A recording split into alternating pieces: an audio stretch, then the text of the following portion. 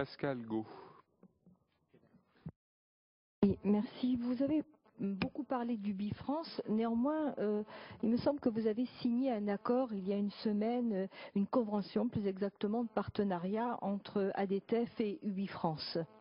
Je pense qu'effectivement ce rapprochement de moyens entre différentes agences est une bonne chose.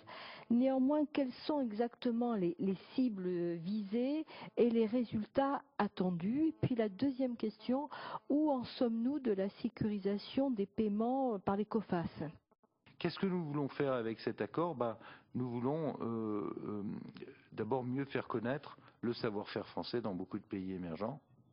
Et derrière l'expertise et l'état de droit, vendre le savoir-faire français aussi, donc nos entreprises. Et donc c'est tout à fait délibéré de brancher ce bureau d'études en matière d'état de droit sur Ubifrance. De la même façon, je ne vous cache pas que les marchés d'ingénierie ferroviaires et autres sont absolument stratégiques.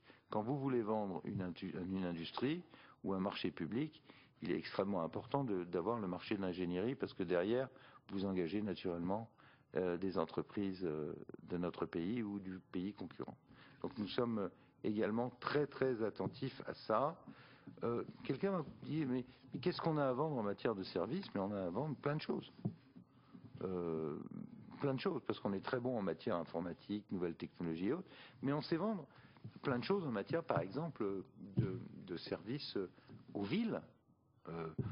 L'eau, l'électricité, l'éclairage public. On est les grands inventeurs du PPP. Beaucoup de pays, d'ailleurs, se mettent au PPP grâce à l'exemple français. Vous apportez un service aux citoyens sans débourser un centime.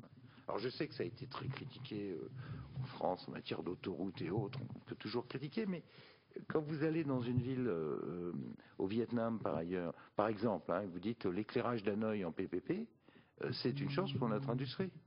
Parce qu'on prend l'éclairage de la ville, ça ne coûte pas un sou aux contribuables vietnamiens, ni à la ville, ni à l'État vietnamien, mais on amène le service et l'entreprise se paye sur le long terme par un partenariat public-privé. Ça, on sait faire très bien. Donc on a beaucoup de choses à vendre en matière de services.